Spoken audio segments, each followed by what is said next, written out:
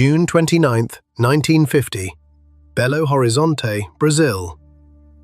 On one side of the pitch stood England, the country that invented this sport, wrote its first rules, and arrived as one of the overwhelming favourites to win the entire tournament.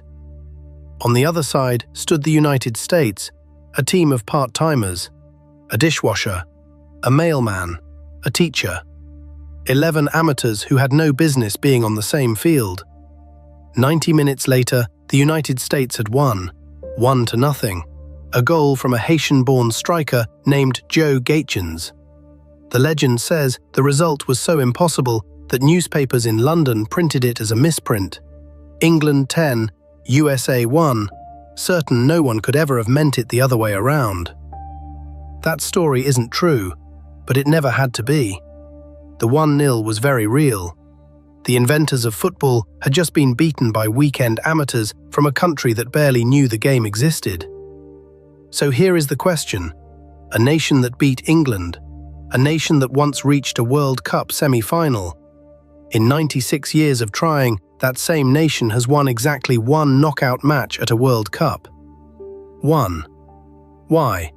And now, in 2026, on home soil, are they finally about to break it? To understand why they never won, you have to go back to where they began. And they didn't begin small. They began at the very top. 1930, the first World Cup ever in Uruguay. Just 13 nations made the trip, and the United States, in their very first tournament, tore through their group and marched all the way to the semi-finals. To this day, it is the furthest the American men have ever gone at a World Cup. Their golden age wasn't somewhere in the future, it was at the very beginning. One of their forwards, Bert Patenaude, scored 3 goals in a single match against Paraguay, the first hat-trick in World Cup history. The first one ever. And here's the strange part: FIFA didn't officially credit him with it for 76 years. The semi-final itself was brutal. Argentina won 6-1. The Americans forced to play the second half a man down, no substitutes allowed back then. But the message was already written. They didn't claw their way up from the bottom. They started at the top. So what went wrong? What went wrong is the real answer to our question, and it has almost nothing to do with the national team. It's about a country that, for most of a century, simply had no place for this sport to grow. In America, the calendar was already full. American football owned the autumn, baseball owned the summer, basketball owned the winter. Soccer was the sport with no season and no home. There was one golden moment. In 1975, the New York Cosmos signed Pelé, the most famous footballer alive, and for a few dazzling years, it actually worked. Crowds of 40,000 poured into the stadiums. The North American Soccer League looked like the future, and then it collapsed.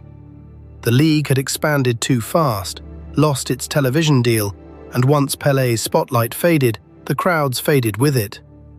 By 1984, it played its final season. In 1985, it shut down completely. Then comes the part almost no one talks about. For 11 straight years, from 1985 to 1996, the United States had no top-flight professional league at all. None. An entire generation of American kids grew up with nowhere to chase the dream.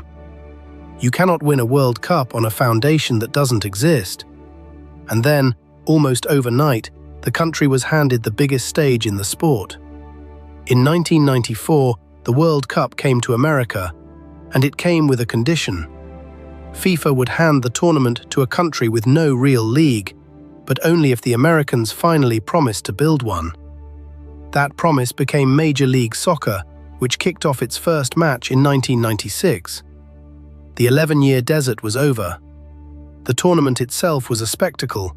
Sold-out stadiums, 11 million watching at home, a country waking up to the game. The United States reached the round of 16. And then came the opponent, Brazil. And the date, July the 4th, Independence Day. On the nation's biggest holiday, in front of their own crowd, the hosts were knocked out, 1-0, a single goal from Bebeto. It felt like an awakening. But an awakening isn't the same as arriving. The foundation was finally being poured, but the building wasn't standing yet. 8 years later, the best of it finally came. 2002, the modern peak and the most important tournament in American soccer history. In the round of 16, they faced their oldest rival, Mexico, and they won. 2-0. Hold on to that result, because that one match is the only knockout game the United States has ever won at a World Cup. Not their most famous, their only one. They went further still, into the quarterfinals, against Germany. They lost 1-0, a Michael Ballack goal, but they were the better team that day. A German defender stopped a goal-bound ball on the line with his arm. No penalty was given. The Americans went home feeling robbed. From that peak, the story should have climbed higher. It didn't. Fast forward to 2017. One match from qualifying for the 2018 World Cup, the United States traveled to Trinidad and Tobago and lost 2-1. A late goal from a young Christian Pulisic wasn't enough. They weren't knocked out at the World Cup. They never made it there at all. For the first time since 1986, 32 years, the United States watched the World Cup from home. The nation that beat England wasn't even in the room. Which brings us to now, 2026. The World Cup has come back to American soil, and this time the hosts look different. Under a new manager, Mauricio Pochettino, a coach who has stood on the touchlines of Europe's biggest clubs, the United States topped their group for the first time since 2010. 2 wins in a single tournament, something they hadn't done since that magic run in 2002. The early signs are real, and on July the 1st, they face Bosnia and Herzegovina in the round of 32. Look closely at that matchup because it tells the whole story. For Bosnia, it's their first World Cup knockout match ever, a small nation taking its first step. For the United States, it's something far heavier. 96 years of history and the chance to win only their second knockout game in all of it. One team is just beginning. The other is trying to break a curse. So, is this time actually different? Why has the United States never won the World Cup? The honest answer isn't a curse, and it isn't a lack of talent. It's time. Most of the world has been building this game for over a century. Academies, leagues, generations stacked on generations. America spent 11 of its most important years with no league at all, and only truly started building in 1994.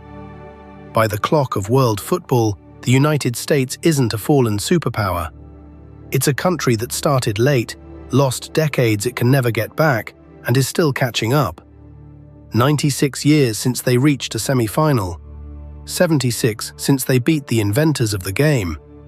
One knockout win to show for all of it. That is the weight this team carries onto the field in 2026, on home soil, in front of a country that's finally watching. Maybe this is the tournament the story finally turns. Maybe it isn't. But for the first time in a long while, the question feels alive again. If you want to see how this chapter ends, stay with us. Subscribe, and we'll follow it all the way.